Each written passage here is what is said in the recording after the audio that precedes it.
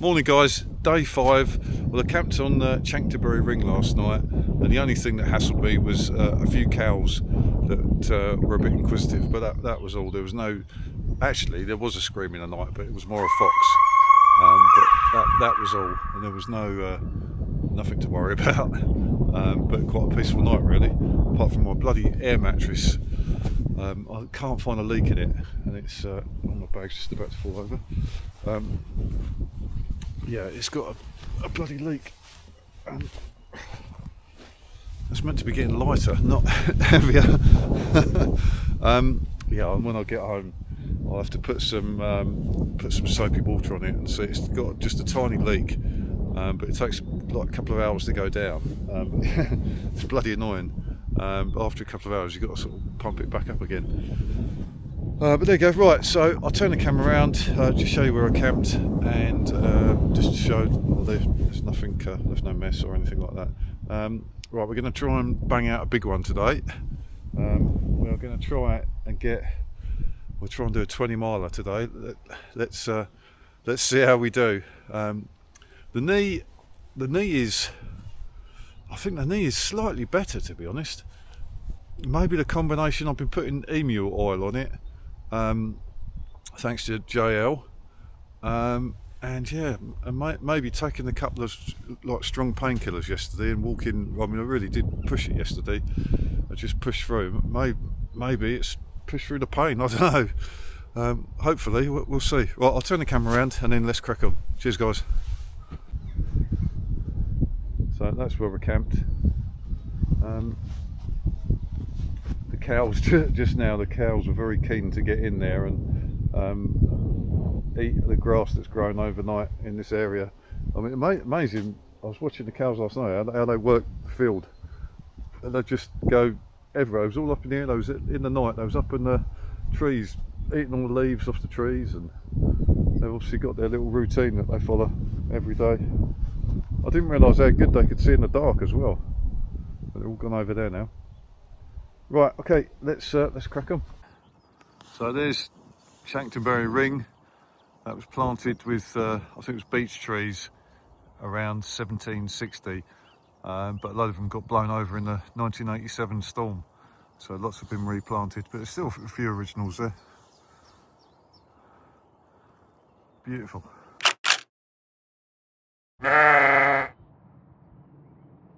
Right, just give some perspective to where I am. So that's Brighton in the distance there, Truly Hill, and then Devil's Dyke in the distance, and Stenning down there. Beautiful day. Hello, Piggy.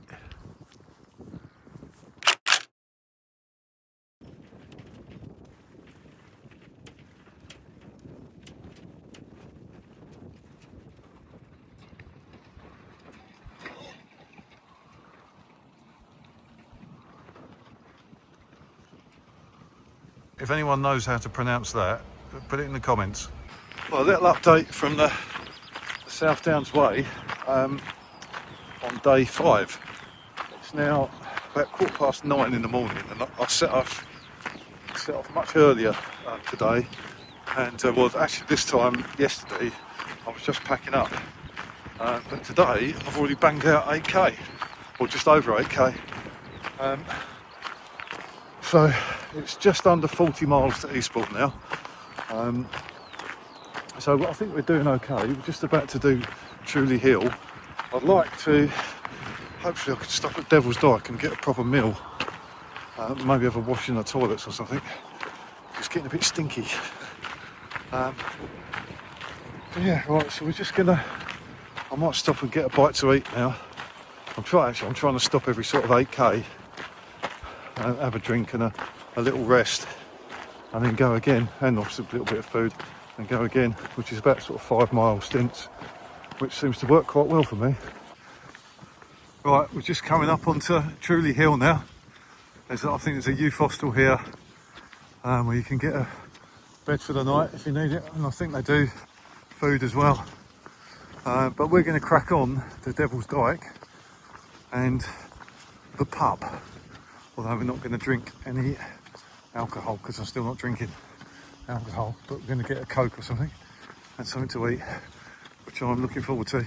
So just casting the camera back where I've come from. So over there, that's where I camped last night. What a day. Looking across North Downs, Leaf Hill, Holmbury Hill, Pitch Hill, I think it's around that way in the distance. Guildford, Hogs Back. Now we really are starting to get closer to the sea. So you've got Worthing just down here, Brighton there, you can see the big tower, the sky ride thing, whatever it's called.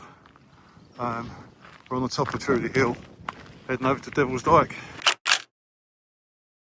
Right, here's looking back. That's Chanctonbury Ring, right in the distance there where we stayed last night. And that is 16k to here, which is Devil's Dyke. That's something to eat and drink, recharge the batteries, happy days. We've earned sticky chicken and a lucky soap.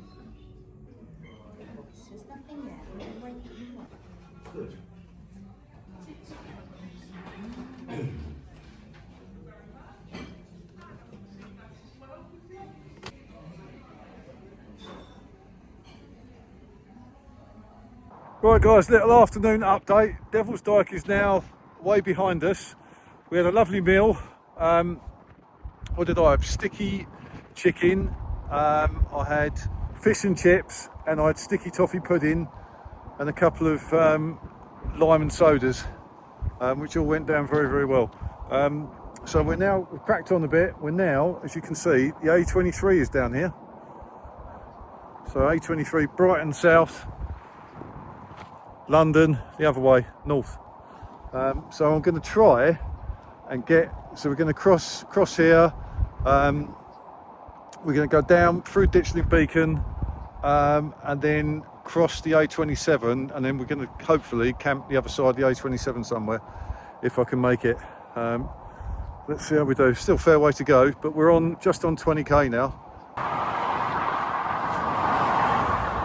Right, end of day 5 guys, and we are getting there. So now I am, as you can see in the distance, that's Brighton, and I'm past Brighton. So after Devil's Dyke, you drop down, you climb up again, you drop down to the A23, then you come to Pycombe, and I stopped at Pycombe. There's a beautiful little 12th century church in Pycombe, and I stopped there, and you go in, and you could just go in and sit down, have a moment, and the kitchen facilities are open, so you could make tea and coffee there. There was toilets there, so I made myself a coffee, charged my phone for a bit, used the loo, and then made a donation, and then off I went, feeling motivated again, which didn't last for long, I must admit. Anyway, I'm about 3 mile on from Pycombe now, and I'm done for the day. So I'm on 25k. So I'm going to find somewhere level around here to pitch up the Durston, and then and that's us done for the day. That's another camp set up. Getting quick at this now. The ground's a bit lumpy, but it'll have to do. I don't think going further on, you're near Ditchling Beacon, and there's loads of cars and people go up there at night, and it's probably a dogging spot, and I don't really want to go up there. So this will do me. I'll get up early in the morning and crack on. Right, morning guys. Day 6 now, and so we had a fairly good night's sleep on a lumpy bit of grass, but I couldn't walk any further last night, and that was it. That was where I was camping, so I made the best of it. So we're all packed up, ready to go. I've got just over 30 miles to get to Eastbourne train station, as it says online. So to the end, I think it's about 2 miles to the train station, so I'm under 30 miles to get to the end now. One of my feet is absolutely destroyed, which is not good. I've done a good bit of wrapping on it, thanks to my mate with his zinc oxide tape. That's doing a real good trick. So we're all packed up. I'll just give you a little tour of my backpack as well and show you where I was camping, and it's all back to as it was. I'll turn the camera around. So that's where my tent was. Let's turn that. That's where my tent was. So yeah, all back to just grass. Right, backpack. So good use of these. I always take these little clothes pegs with me, and I can hang me. These are the socks I wore yesterday. Obviously I've got nowhere to wash them, so I just let them out. So I switch my socks around and my pants every day. So I'll hang my socks on here, but they can't, obviously you don't want to lose a sock, so I'll put a clothes peg on there. That works well. And then the other side I'll put my pants. So yeah, and they can't fall off, which is good. I've got the solar panel on the back, which seems to be doing absolutely diddly squat. It's just not charging. I've got a funny feeling it might be this cable, because I was in a couple of places yesterday. The pub I tried to charge, and this cable just seemed to be so slow. And then when I went in the church, I tried to charge a bit more as well, and it was just so slow. So I've ordered a new cable, 100-watt charging cable, and just see if that makes any difference. Also, that cable's got it's one of them 4-in-1 cables. It's one of them 4-in-1 cables, so I only need to take that one cable, so that'll be better. Right, Devil's Dyke is just that way. I'm about half a mile from Devil's Dyke, and a bit further on I think there's I was told last night there's a little cafe, so I'm not going to get my hopes up, but a coffee and a sausage sandwich or something like that would go down very well. Right, onwards and upwards, let's march. Right, we made it to Ditchling Beacon. This is a very popular spot, and you can see why. Absolutely beautiful. That's looking north. Right, we are heading way in the distance. I think we climb up, or I climb up over there. So we go up over here, drop down the other side, across to the A27, over the A27, and then up on the downs again into the distance, right over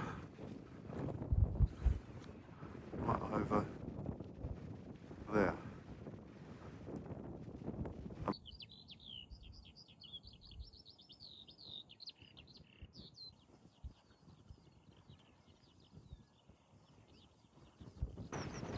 That's Lewis, folks. What a view.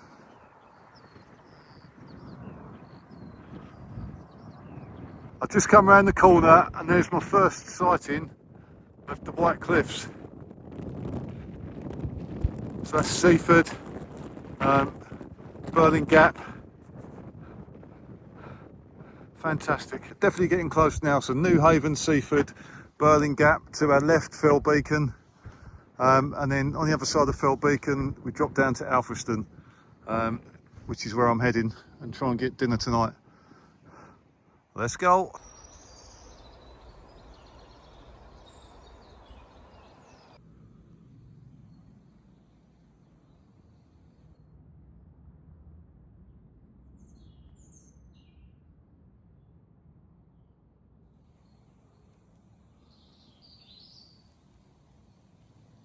South Downs Way drinking water tap just before our climb up Firle Beacon, but that was a stunning 12th century church. Right, thought I'd give a little update. It's now 5 o'clock on day 6, and the last couple of hours have been a bit quiet, to be honest. I stopped at South Ease, I think it's called South Ease, Parish Church, and sat in there for an hour. I got so hot, I just thought I'd sit down and have a chill out, and then cooled down, took my boots off, cooled down and all that, and then when I finally got going again, I filled up water outside, and then literally about a kilometre up the road is the youth hostel, which I didn't know, and the cafe was open, so I stopped there and got a nice burger and chips and a bottle of sorry, the sunlight's in mine, and a bottle of non-alcoholic. But now we're climbing up Firle Beacon. I'm going to find somewhere to camp up there.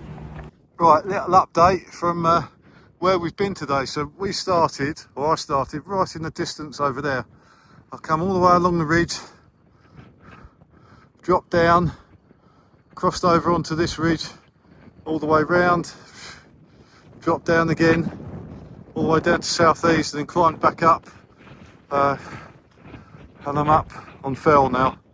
That's Lewis in the distance. That's the hill, can't remember the name of it. Glines, that's it. Glide over the back. That's where they do the parasailing, paragliding. I'm going that way. Not sure how far. Just coming up onto Firle Beacon now, so you can see, look at that. So New Haven, Seaford, Birling Gap, and then around to Beachy Head, a bit further round. I'm going to keep going and try and get close to Alfriston. It's 12.5 miles from Alfriston to Eastbourne train station, which is ideal for tomorrow, something like that. So we're getting near Alfriston, I think. Right, let's crack on. As views go, that ain't a bad one. I must admit, at the times I've been up here, I've been racing along either on a bike or with my head down trying to get somewhere, and I've never really stopped to really appreciate the views up here. But incredible. So I don't know if you can hear me, but I just stumbled across the Firle Bonfire Association, and for VE Day all the beacons are being lit, and this is going to be one of them. So the next one, there's one at Ditchling Beacon, obviously Ditchling Beacon, which is where we come from, and there's one over at Beachy Head. So we'll try and set up camp somewhere so we can see it. Right guys, it's mega windy up here, so I've done just over, I don't know if you can hear me, but if the sound don't come out, I'll do a voiceover sort of thing. So I've done just over 30k today, so quite a big one. And this is where I'll camp, so this is up on old Iron Age stuff again. It's just tucked down in a hollow, but what a view.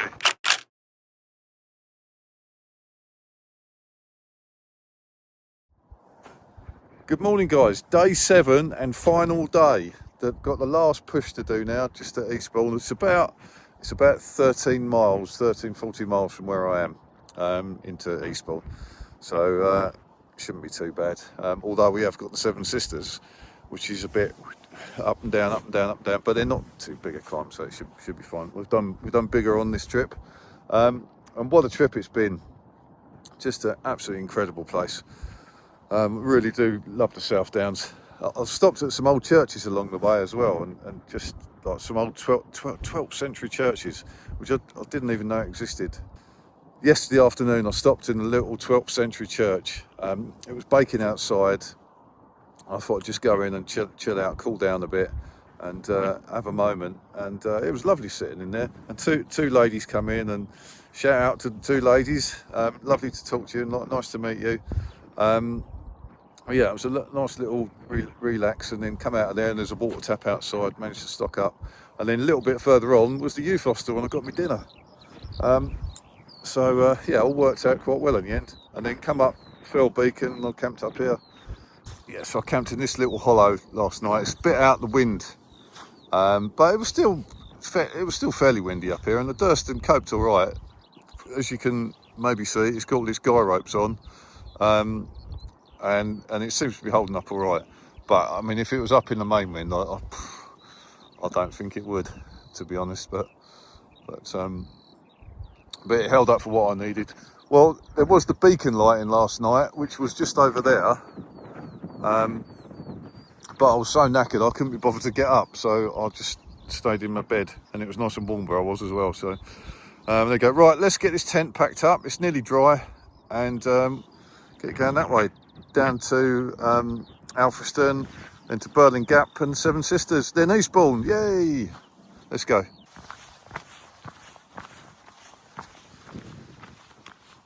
So that's Birling Gap in front of us. You can just see where the South Downs Way goes up. that's where we're going to go. But first we're going to drop down to Alfriston and then follow the valley out. Here's another example of just slowing it down and walking, you see more. So I've been past here countless times on my mountain bike and I've never noticed this. So this is the Long Bur Barrow, ancient guardian of Alfriston. Yeah, I never knew that. And same all the way along here. It says, imagine this whole area covered in trees. That's how it was some 6,000 years ago, before Neolithic man cleared the woodland and started to cultivate the land. These early farmers of the South Downs were the first settlers to shape this unique landscape. They buried their dead high on the hills within communal tombs known as long barrows. One of those. This is the most prolific barrow area in the South Downs National Park, with upwards of 50 on the chalk ridge between Firle Beacon and Alfriston.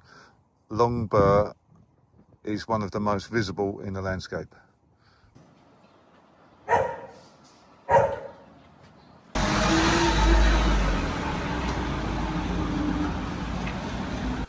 Right, update from the South Downs Way. It's now 9:30. I got on the trail about 7:30, so I've been going a couple of hours.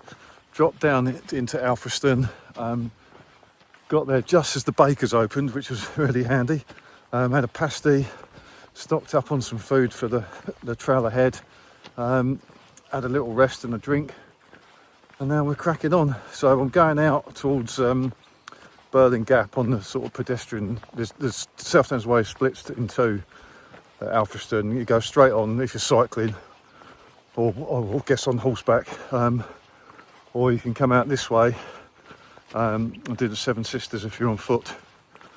So I'm on foot, so I'm going to do the Seven Sisters.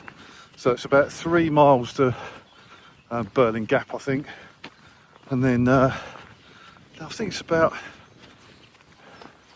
must be at 7 miles to 6-7 miles to Eastbourne, along the Seven Sisters, something like that. So yeah, usual aches and pains, although I can feel I've got a hot spot starting on my right foot, which is just sort of come out of the blue, so I need to stop and tape that up before that develops into something worse. So I'm just looking for a seat, and I'm going to do that. There's bloody benches everywhere. Typical there's not one when I want one, but there you go. Right, quite hot actually as well. It is quite hot. There ain't a cloud in the sky. It's going to be brutal on the Seven Sisters, that's for sure.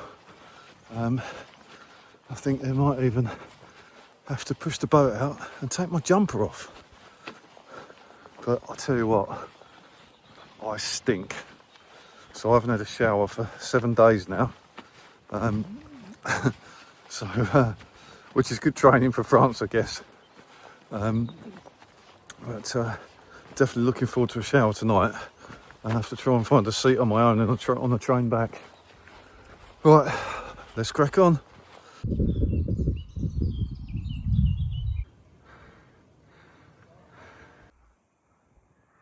I do love a white horse.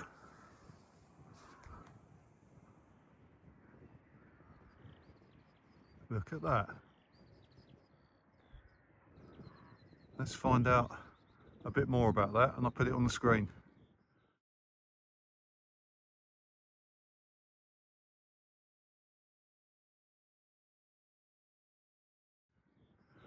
I think that's been there for a long, long time and maintained yearly. There we go, guys, Birling Gap. We are getting close. Seven Sisters up there. Not long now. What a journey. Proper close to the sea now.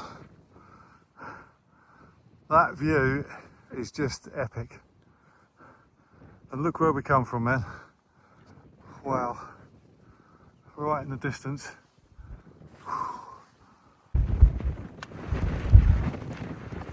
Man, that view, could never tire of that.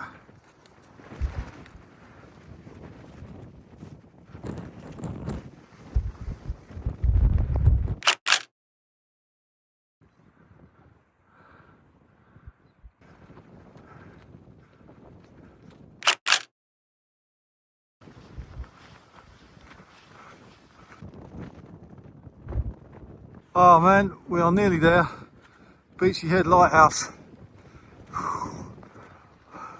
Just one last big push and this climb goes on quite a way.